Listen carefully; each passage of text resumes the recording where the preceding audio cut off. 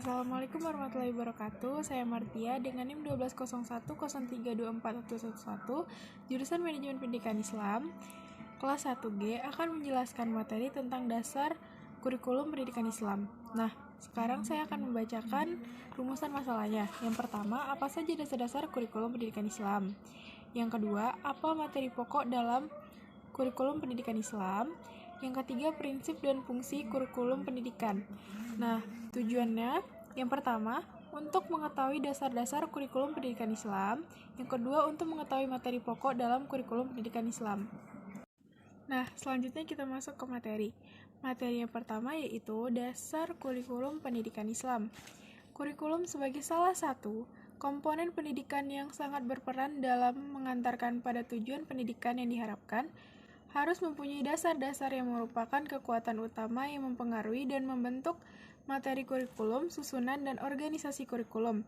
Yang menjadi dasar-dasar dalam penyusunan kurikulum pendidikan Islam adalah yang pertama yaitu dasar agama. Seluruh sistem yang ada di dalam masyarakat Islam, termasuk sistem pendidikannya, harus meletakkan dasar filsafat, tujuan, dan kurikulumnya pada ajaran Islam yang meliputi akidah, ibadah, dan hubungan-hubungan yang berlaku di dalam masyarakat.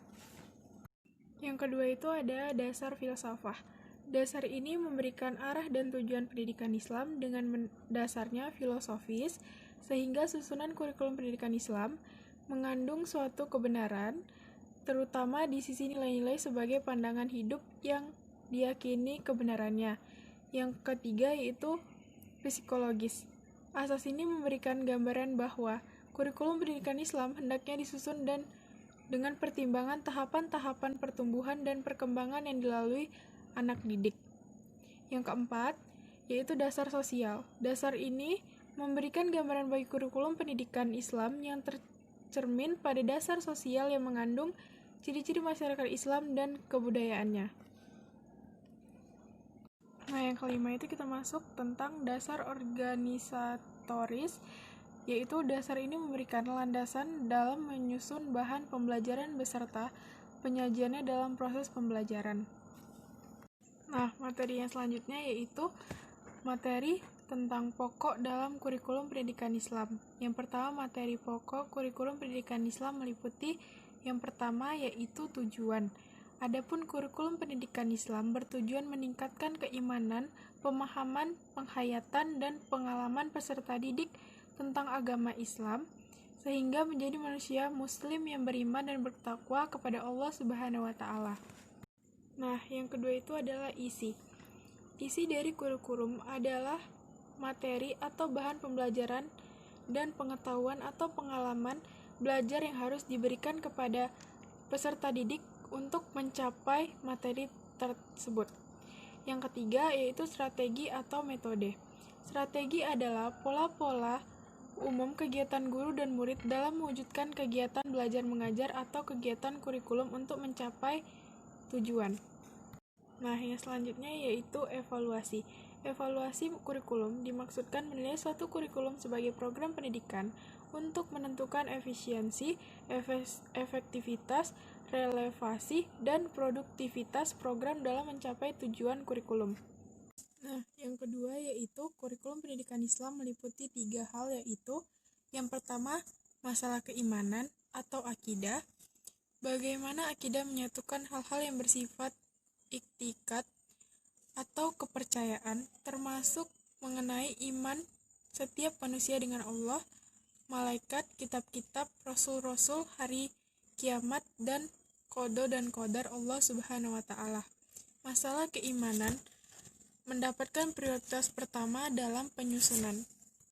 Nah, materi yang selanjutnya yaitu prinsip dan fungsi manajemen kurikulum. Prinsip dasar manajemen kurikulum adalah berusaha agar proses pembelajaran dapat berjalan dengan baik, dengan tolak ukur pencapaian tujuan oleh siswa dan mendorong guru untuk menyusun dan terus-menerus menyempurnakan strategi pembelajarannya. Terdapat 5 prinsip yang harus diperhatikan. Yang pertama yaitu produktivitas.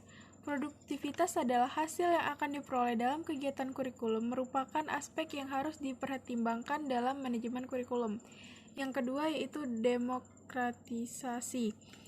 Demokratisasi adalah pelaksanaan manajemen kurikulum harus berdasarkan demokrasi yang menempatkan pengelolaan, pelaksanaan, dan subjek didik pada posisi yang seharusnya.